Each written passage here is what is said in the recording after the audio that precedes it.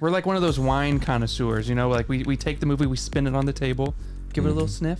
Yeah, we take a sip, spit it out. Spit it out. Take a sip, spit it out. Yep. Yeah, it looks like it was it tastes like it was adapted by a novel by Paul Tremblay. It does taste a little bit like that. Yeah, it's not an original. No, it's not, which is slightly unusual for old Shyamalan. Yes.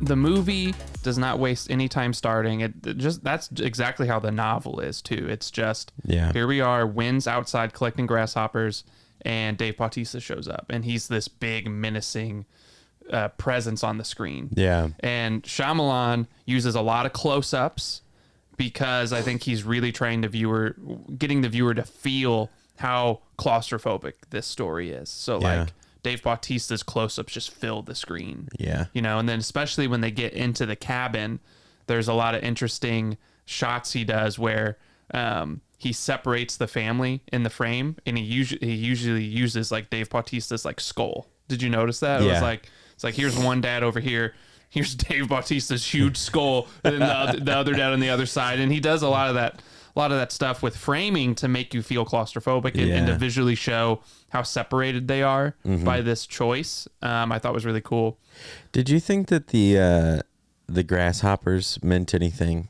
The fact that she was tracking them and kind of keeping track of even almost their attitude and naming them. I think there probably is. I haven't really focused on that. I think there is something to the fact of like, because of how eschatological it gets and the nature of like, is there a divine presence kind of like judging us? Yeah. I think the idea of like judging and categorizing and having an objective presence, like when watching the grasshoppers, I think there is a parallel between like what then happens to the family.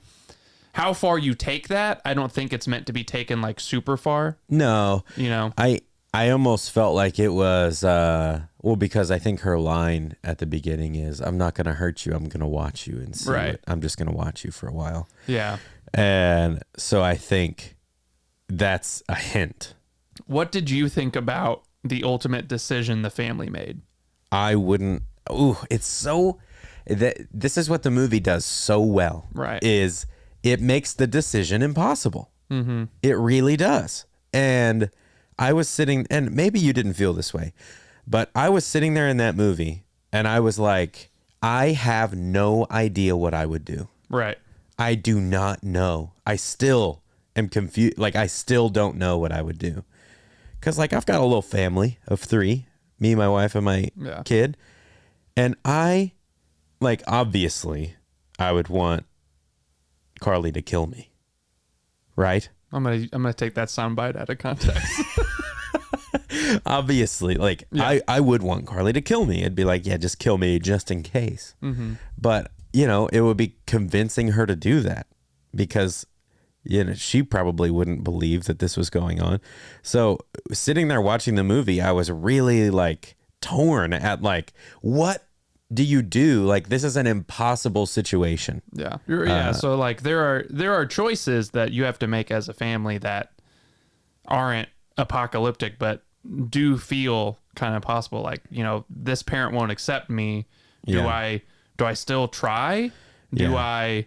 So, but I say that to get back to your point of, I think he was using, it's easy to watch the movie and be like, oh, it's an apocalypse film. It's fatalist and crazy. Yeah. But I think he was very much using this world and using an apocalypse and using these relationships and this kind of crazy scenario to say something about being human and making hard choices. And I think he was playing in that world and playing with that heavy subject matter in that way. Yeah. And this is where I feel like it's unfair to dismiss Shyamalan's ending, because I think he's interested in something else, which is, I think Shyamalan was like, okay, let's just accept there is this unfair, crazy, apocalyptic choice a family has to make. Let's just accept that. I'm interested in, is the choice to save humanity worth it? Because the more I've thought about the movie ending, I think that's what he's getting at. Is he's going, there is something bitter about the ending of the movie where the remaining dad and the daughter drive off. Yeah. In that scene where they play that song and they turn it off. I think that scene is there to show like they're still not sure if the right choice was made. Yeah. And I think that's what Shyamalan was interested in. Yeah. Is, okay, is this sacrifice the one dad makes for his family and for the world, is it worth it if that one family is broken? If the rest of the world can go back to some sort of, normalcy? Like, is that worth it?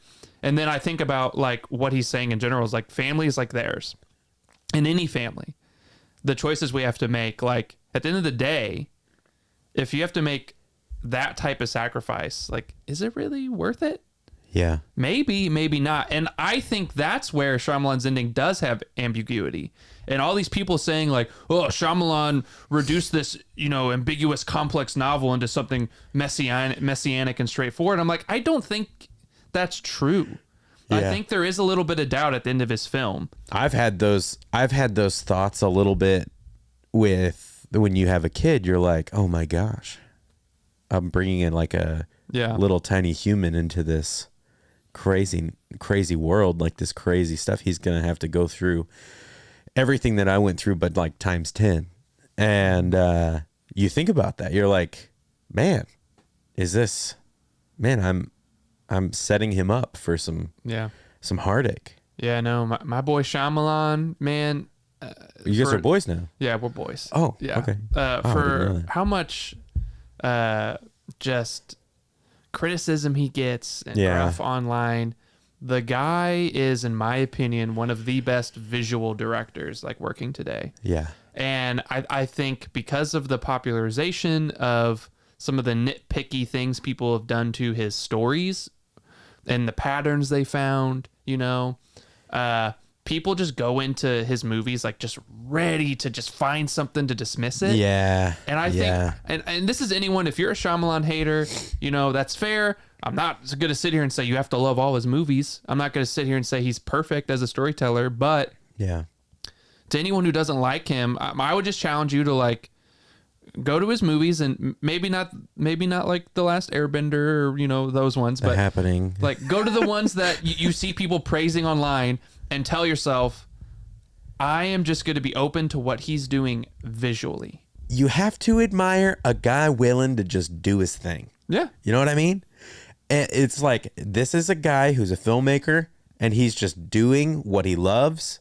And he is like, maybe people didn't like it. Maybe they did, but he's making his films. Yeah. And like, you have to respect somebody going out there and taking a big swing. I mean, at the end of the day, we both love M. Night Shyamalan. Dude, and he's my boy. He's got a lot of slack. He just signed a deal with Warner Brothers. Is that right? Yeah, so first look deal at Warner Brothers. That's cool. That's awesome. I get excited every time he's got a movie coming out because I know it's going to be original. And that's the thing that like people are talking about Knock at the Cabin because it's original and it like says something. And it's well shot, and a lot of movies aren't that way. Even if you don't like the ending, 2/3 of it is a really intense thriller. Yeah. And just claustrophobic. And so I don't know, like we came into the discussion late, a couple weeks late. But maybe we came in time for people to kind of like let their guard down, not, be so defensive about whatever they felt about the film, and could be a little bit more open. Ultimately, allow yourself to be in the world. Allow yourself to just live the perspective of the characters, see through their eyes a little bit, and I think you'll enjoy the movie.